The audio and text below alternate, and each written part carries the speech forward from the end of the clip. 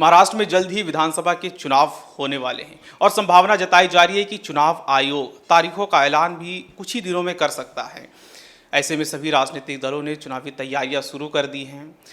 महाराष्ट्र के दौरे पर जो राष्ट्रीय दलों के जो नेता हैं वो लगातार कर रहे हैं। प्रधानमंत्री मोदी अभी हाल ही में विदर्भ के दौरे पर आए थे, जहां उन्होंने कई सारे हजारों करोड़ की परियोजनाओं का शिलान्यास और उद्घाटन किया। और इसी के साथ उसी के महज एक दो दिन के बाद में ही कांग्रेस नेता राहुल गांधी भी महाराष्ट्र के दौरे पर आए थे, जहां उन्होंने शिवाजी महाराज की प्रतिमा का अनावरण किया। और जो चुनाव लड़ने की जो तैयारियां कर रहे हैं उम्मीदवार, वो भी अपने क्षेत्र का दौरा करना शुरू कर दिए हैं, जिससे कि जो आवाम की जो नब्ज़ है उसे टटोला जाए। इसी फहरिस्त में हमारे साथ एक शख्सियत मौजूद हैं जो 2024 के लोकसभा चुनाव में साउथ मुंबई सीट से चुनाव लड़ चुके हैं।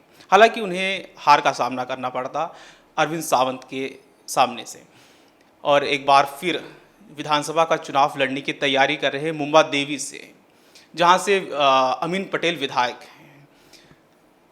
सोशल वर्कों में ज़्यादा दिलचस्पी रखते हैं, सोशल काम ज़्यादा करते हैं, और बीएसपी के नेता हैं मोहम्मद खतीब साहब। सर, हमारे चैनल पर आपका स्वागत है। शुक्रिया शुक्रिया। सर, विधानसभा चुनाव लड़ने की आप तैयारी कर रहे हैं, तो ऐसे में आपने क्या रणनीति बनाई है सर चुनाव को लेकर? देखिए, रणनीति जो थी हमारी, जो पार्लियामेंट के इलेक्शन को लेकर थी, उस वक्त जो है हमने एक आवाज़ लगाई थी कि उस वक्त एक हवा चली थी, स्टेट गवर्नमेंट, सेंट्रल गवर्नमेंट, सारी जितनी भी चीज़ें थी मिल करके हमको जो है बीजेपी हुकूमत को जो है कहीं ना कहीं उसको रोकना है और संविधान को बचाना है। उसी बुनियाद को लेकर तमाम पार्टियों ने अलायंस किया था, चाहे वो महाविकास अघाड़ी हो या एमवीए और तुम्हारा जितनी भी पार्टीज थी सारे स्टेट वाइज के अंदर। लेकिन उसमें एक चीज़ हमको बहुत बुरी लगी थी महाराष्ट्र के अंदर, खुसूसी तौर पे जो है वो 48 सीट महाराष्ट्र की एमपी के इलेक्शन में थी, लेकिन उसमें से एक भी मुसलमान को टिकट नहीं दी गई। क्या वजह थी? हमने इस चीज़ को लेकर के मालेगांव जैसे एरिया में, जहाँ पर मुसलमानों की इतनी कसीर तादाद है कि चीज़ें वो आराम से हो सकती थी, लेकिन आपने उनको वहाँ पे भी वो चीज़ों को कहीं ना कहीं दरगुजर किया। उसी बुनियाद को और उसी आवाज़ को लेकर जो है हमने एमपी का इलेक्शन लड़ा था। इलेक्शन लड़ने की सबसे बड़ी वजह यही थी कि आपने मुसलमानों को दरगुजर कर दिया। मुसलमान के वोट तो चाहिए, लेकिन आपको मुसलमान नहीं चाहिए। ठीक, एक वो एक अलग रुझान था, एक अलग चीज़ थी, और वो इलेक्शन जो है वो एक अलग नहज पे था। और मोदी को हटाना है, मोदी को हराना है, 400 पार को रोकना है, वो सारी चीज़ों को लेके इलेक्शन लड़ा गया। लेकिन स्टेट जो है वो एक अलग लेवल पे इलेक्शन होता है। स्टेट के अंदर जो है वो लोकल आवाम की बातों को नज़र में रखा जाता है, आवाम की सहूलतें, आवाम के फ्यूचर की, आवाम के लोगों के लिए क्या काम कर सकता है एमएलए, उसके बारे में वो चीज़ें होनी चाहिए। हम अगर मुंबा देवी को लेते हैं 186 को, तो हमने बचपन से जो है आज 15 साल से जो है हमने यहाँ के कांग्रेस के जो एमएलए अमीन पटेल साहब को देखा। लेकिन आप देखिए, 15 साल एक बहुत बड़ा अरसा होता है। हमको उनसे कोई शिकायत नहीं है, हमारा ज़ाती उनसे कोई रंजिश नहीं है, लेकिन काम की बुनियाद पे तो हम उनको बिल्कुल मुखालिफत करते हैं कि काम तो बिल्कुल नहीं हुआ है। वर्स्ट हालत हो गई है मुंबा देवी की, इलीगल कंस्ट्रक्शंस और ट्रैफिक्स, मतलब किसी भी बेसिक सहूलत के साथ में एक इंसान अपनी ज़िंदगी गुजार सकता है, वो सारी सहूलतों से जो है मुंबा देवी की आवाम जो है वो महरूम है। इसी बात को लेके हम फिर एक बार उठे, और ऐसा नहीं है कि इलेक्शन आ गया तो हम उठे। हम इस चीज़ को लेकर आवाम के अंदर बेदारी कर रहे हैं, और हमने कांग्रेस के जितने आला लीडर्स हैं उनको मेल भी किया, उनको बाकायदा मैसेज भी किया कि, और अपने लेवल पर जिस तरीके से उनको बात पहुंचानी थी कि अब की बार जो है आप कांग्रेस के किसी और नेता को, या आपका जो भी गठबंधन होता है, आप किसी और को टिकट दे, क्योंकि 15 साल एक बहुत बड़ा अरसा है, चेंज लाना ज़रूरी है। सर, आप अमीन पटेल उस शख्स के सामने लड़ने की तैयारी कर रहे हैं जो 2014-2019 में लगातार जीते, जब माना जा रहा था कि एक मोदी लहर देश भर में चल रही है। और 2014 में देखा जाए तो बड़े बड़े नेता, 19 में तो कांग्रेस के बड़े नेता नसीम खान तक को हार का सामना करना पड़ा था, तभी भी अमीन पटेल जीत गए थे। तो आपको नहीं लगता कि सर उनके सामने बहुत बड़ा चैलेंज है आपको? देखिए, चैलेंज तो अपनी जगह पे है, लेकिन आवाम जो है वो समझदार है। अमीन पटेल को अमीन पटेल बनाई आवाम ने, लेकिन जिस मकसद के लिए, जिस मोहब्बत से बनाई थी, 3 टर्म उनको दिए कि भाई काम होना चाहिए, दूसरा, मुंबा देवी की एक खसूसियत ये है कि यहाँ पे 60% जो है वो मुस्लिम माइनॉरिटी वोट्स है। तो ये सीट तो कांग्रेस के लिए बहुत आसान है, या किसी भी वो पार्टी के लिए जो माइनॉरिटी का कहीं ना कहीं दबदबा और असर और रसूख रखता है। हमारा अमीन पटेल के साथ में कोई चैलेंज नहीं है, हम आवाम के बीच में हैं और आवाम के लिए जो कर सकते हैं या जो नहीं हुआ है उसके बारे में हम बात करेंगे। और इंशाअल्लाह आप देखेंगे, अल्लाह की ज़ात से उम्मीद है, ऊपर वाले से हम ज़रूर, अगर अमीन पटेल साहब को कांग्रेस टिकट देती है तो हम इनकी खुलकर मुखालिफत करेंगे इनके कामों को लेकर, क्योंकि काम अवाम मुंबा देवी में बिल्कुल नहीं हुआ है।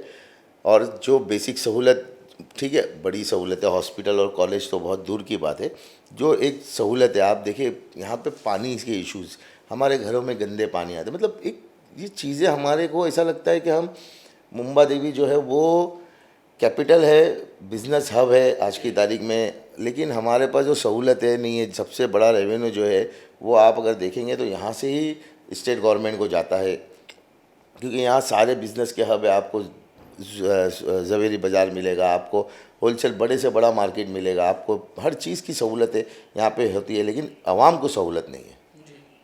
तो इसके लिए हम कहीं ना कहीं ज़रूर कोशिश करेंगे। ऐसे में आपकी स्ट्रैटेजी क्या होगी जिससे कि आवाम आपकी ओर आकर्षित हो?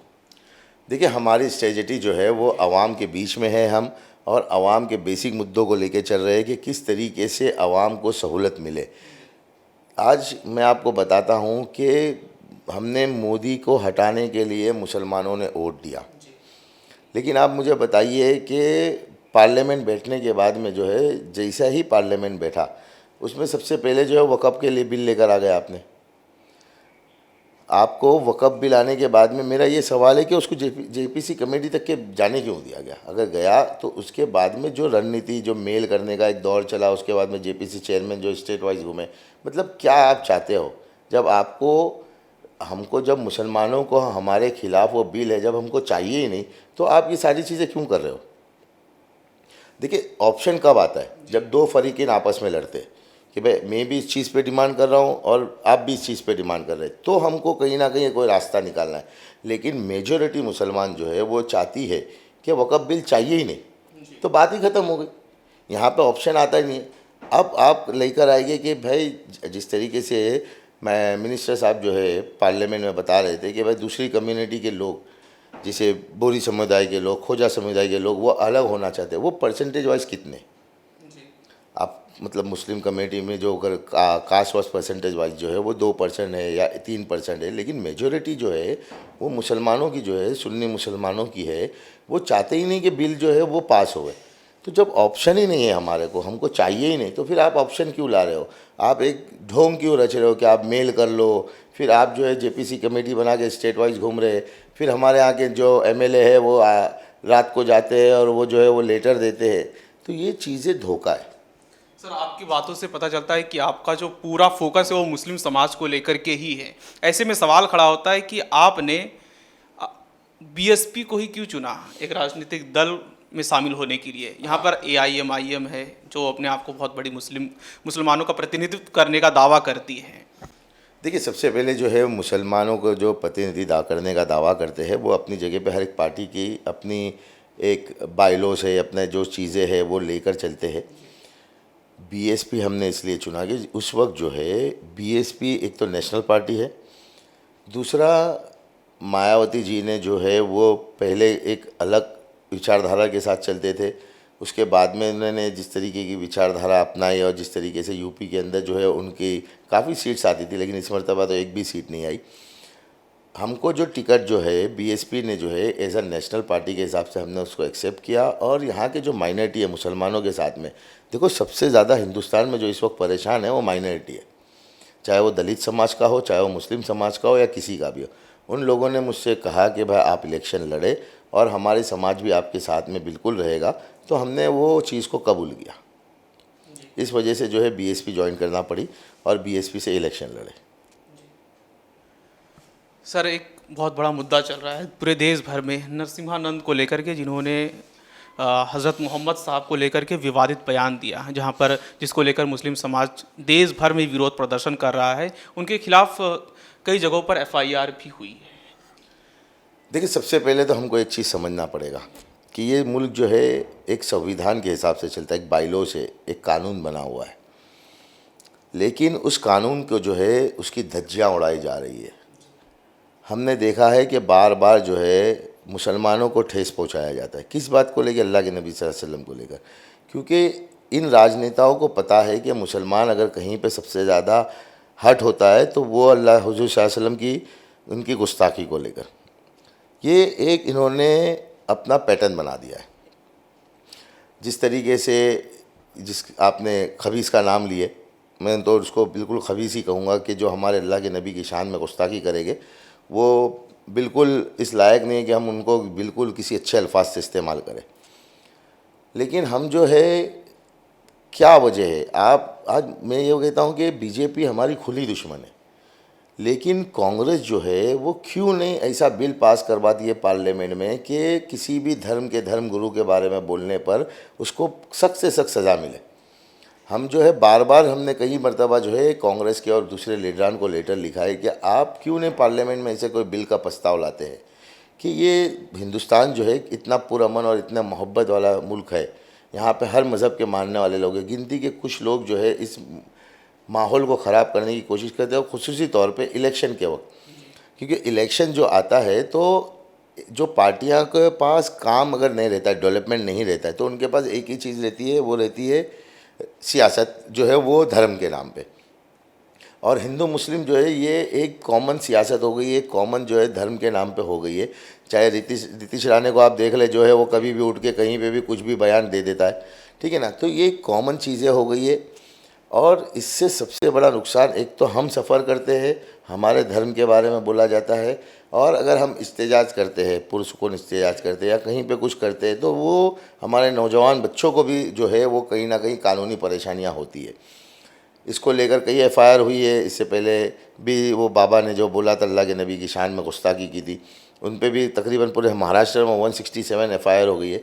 लेकिन कोई भी चीज़ों को लेकर कहीं पे कोई है वो उसके असर दिखते नहीं है, यानी कि डर ही ख़त्म हो गया है कानून का। लेकिन अगर कहीं पे जो है किसी मुसलमान मौलाना या कहीं पे कोई मुस्लिम धर्म गुरु अगर वो अपनी बात को एक अलग नज़रिए से, जबकि वो किसी धर्म के बारे में बुरा नहीं बोलते, जबकि वो किसी धर्म गुरु के बारे में टारगेट नहीं करते, वो अपना संविधान हक रख कर एक अपने लेवल पर, यानी कि वो एक अपने अंदाज में बात करने जाते हैं, तो उसको एक गलत तरीके से लिया जाता है और उनको जो है कहीं ना कहीं टारगेट किया जाता है। आज सलमान अजहरी साहब को आप देख ले कि किस तरीके से, ठीक है ना, अगर वो आप उनके बयानात को देख ले कि मुल्क के ख़िलाफ़ अगर उनका बयानात थे तो बिल्कुल आप उनके ऊपर जो है कानूनी मुकदमात चलाए और चीज़ों को लेकर चले। लेकिन ये फ़र्क सिर्फ़ और सिर्फ मुसलमानों के साथ में क्यों है? आज अगर मुसलमानों के धर्म के ताल्लुक़ से अगर कहीं पे कोई बोलता है तो उसको इतनी आज़ादी क्यों है? तो ये बिल्कुल नहीं होना चाहिए। मुसलमानों को भी इस वक्त सोचना चाहिए कि हम सिर्फ वोट के लिए इस्तेमाल नहीं है, हमारी अपनी क़यादत होनी चाहिए।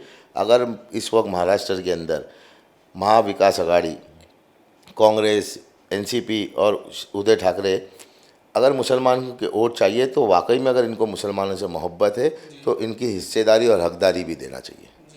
आपने हिस्सेदारी और हकदारी की बात की। कयास लगाया जा रहा है कि कांग्रेस पार्टी के एक नेता ने मांग की है कि 24 सीटें मुसलमानों को मिलनी चाहिए पूरे महाराष्ट्र में, और अजित पवार ने तो ऐलान भी कर दिया है कि 10% सीट हम मुसलमानों को देंगे। देखिए, बीएसपी जो है वो उनका एक एजेंडा है। मैं बीएसपी की बात इस वक्त यहाँ नहीं करूँगा क्योंकि हो सकता है कि मैं बीएसपी से इलेक्शन नहीं कंटेस्ट करूँ। मैं जिस पार्टी से भी इलेक्शन कंटेस्ट करूँगा वो मेरी एक रणनीति है। लेकिन जिन लोगों को वाकई में मुसलमानों के वोट चाहिए, जिस तरीके से आपने कहा कि अजीत पवार ने यह ऐलान कर दिया कि 10% सीट हम देंगे, तो कांग्रेस, शरद पवार, एनसीपी, उद्धव ठाकरे ये क्यों नहीं ऐलान करते कि 288 सीट में से, जैसे आपने कहा कि कांग्रेस के वो नेता ने ऐलान किया कि 25 सीट जो है वो महाराष्ट्र में मुसलमानों को दो। जब आपको मुसलमानों के वोट चाहिए और आपको पता है कि हम मुसलमानों के बिना नहीं चल सकते हैं, तो आप मुसलमानों की सीटों का ऐलान करें ना। फिर देखिए शुएब खतीब जैसे लोग भी जो है उनको ज़रूरत नहीं है इलेक्शन लड़ने की, वो खुलकर जो है वो आपके समर्थन में उतरेंगे। हमारी दो मांगे हैं, एक तो मुसलमानों को हिस्सेदारी दे, दूसरा मुंबा देवी 186 है। क्योंकि मैं इस क्षेत्र का हूँ, मैं यहाँ पे छोटे से बड़ा हुआ हूँ, हमारी फैमिलीज़ यहाँ रहती है, आवाम यहाँ रहती है, आवाम के मसाइल है, 15 साल से एक आदमी को आपने सीट दी है, 15 साल से एक आदमी यहाँ पे टिकट पे इलेक्शन जीत रहा था।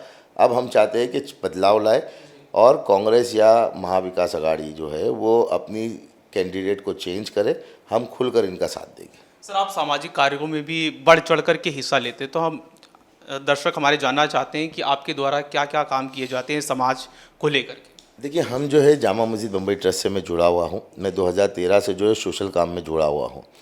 2016 में मैं यहाँ का ट्रस्टी बना, जब से अब तक के ट्रस्टी हूँ।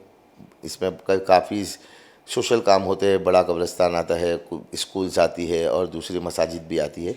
उसके अलावा हमने जो है यहाँ पे ये फैमिली फर्स्ट करके एक ऑफ़िस खोला है, जहाँ पर काउंसलिंग होती है, दूसरे बच्चों के लिए एजुकेशन के लिए काम होता है, मेडिकल के लिए काम होता है, गवर्नमेंट के लिए जो स्कीम्स आती है उनको किस तरीके से लोगों तक के पहुंचाए, ये चीज़ें करने की कोशिश की जाती है। मेडिकल में हॉस्पिटल्स के जो इश्यूज़ रहते हैं उनको हम हल करने की कोशिश करते हैं।